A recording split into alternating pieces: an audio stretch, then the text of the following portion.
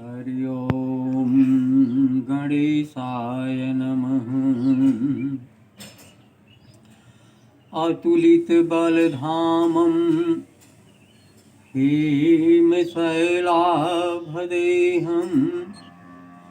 दनुजवन कृशानुं ज्ञानिनामग्रगण्यं सकलगुणनिधानं वानराणामधीशं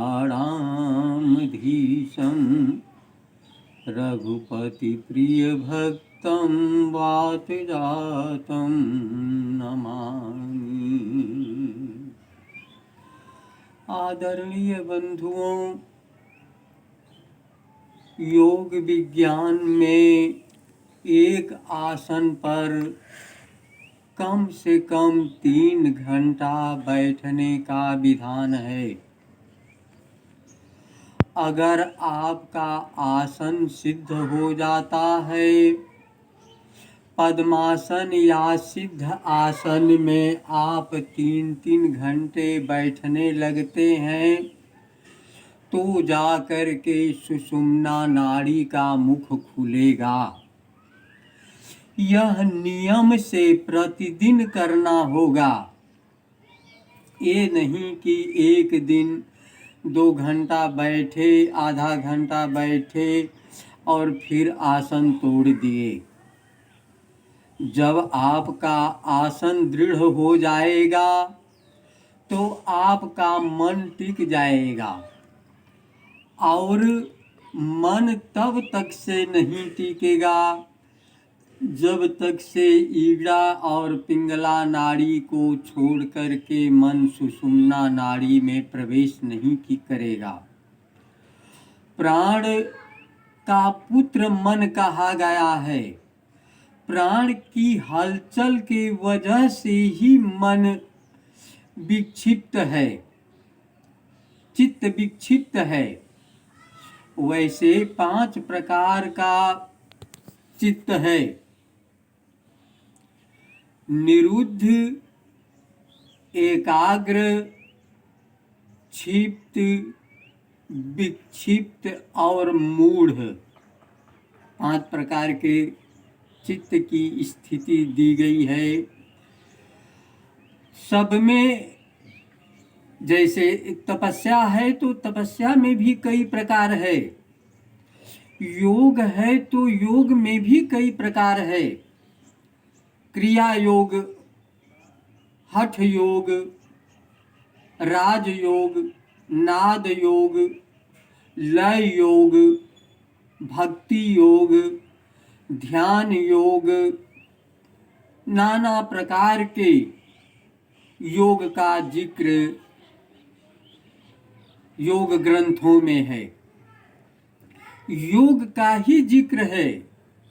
भगवान कृष्ण गीता में कह रहे हैं कि अर्जुन, तू मेरे को स्वरूप से जानना चाहता है तो तू योगी बन, और जो संकल्प विकल्प रहित नहीं हो सकता, जिसकी फुरना नहीं समाप्त हुई, वह योगी नहीं हो सकता। श्री गुरु ग्रंथ साहब में भी जिक्र है: निर्झर झरे सहज धुनि लागे, घट ही परिचय पाइए, नानक जीवतियां मरि रहिए, ऐसा जोग कमाइए। जीते जी मरने की जुगती नहीं आई। भगत कबीर जी जीते जी मरने की बात कर रहे हैं। जा मरने ते जग डरे, मेरो मन आनंद, मरने ते ही पाइए पूरन परमानंद। वो जीते जी मरना ही समाधि है। वो जीते जी मरना ही उन्मनी अवस्था है। जीते जी मरना ही तुरीयावस्था है, और तुरीयावस्था प्राप्त होगी तो सचखंड का दरवाजा खुलेगा। पिछला अवगुण बख्श लये, तब आगे मार्ग पावे। समाधि का जिक्र ग्रंथ साहब में काफी विस्तृत है।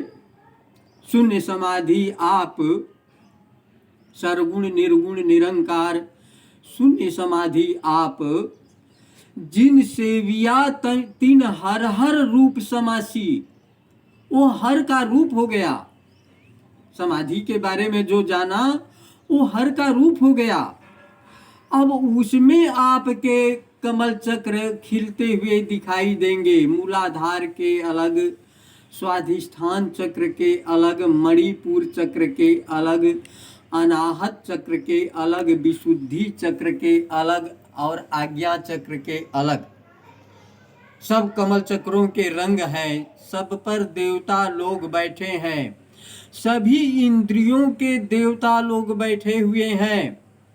आँख के अलग देव हैं, कान के अलग देव हैं, नाक के अलग देव हैं, मुंह के अलग देव हैं, पेट के अलग हैं, पीठ के अलग हैं, लिंग के अलग हैं, गुदा के अलग हैं, भग के अलग हैं। हर देवता लोग बैठे हुए हैं और वो लोग अपना अपना विषय देखकर खलबली मचाने लगते हैं। अपना विषय देख करके खलबली मचाने लगते हैं। और प्राणायाम की क्रिया ऐसी है, तपस्या की ऐसी क्रिया है कि आप वासना के केंद्र से उठ करके सहस्त्रार केंद्र को जगा लेंगे। उसके लिए बैठना अति आवश्यक है, योगासन करना अति आवश्यक है। अगर समय मिला तो आपको योगासन के बारे में हम ज्ञान देंगे इसी चैनल के माध्यम से। प्राणायाम का ज्ञान हम देंगे आपको, तपस्या की विधि बताएंगे, क्रिया योग की विधि बताएंगे। महर्षि पातंजलि क्रिया योग का सूत्र देते हुए कहते हैं, तपः स्वाध्याय ईश्वर प्राणिधानानि। तपस्या को समझ गए। स्वाध्याय माने अपने बारे में अध्ययन करना, और ईश्वर को प्राणिधान माने समर्पित हो जाना ही क्रिया योग है। ये तीनों मिल करके, और आपकी जरूर तरक्की होगी और आप जीते जी मुक्त हो जाएंगे।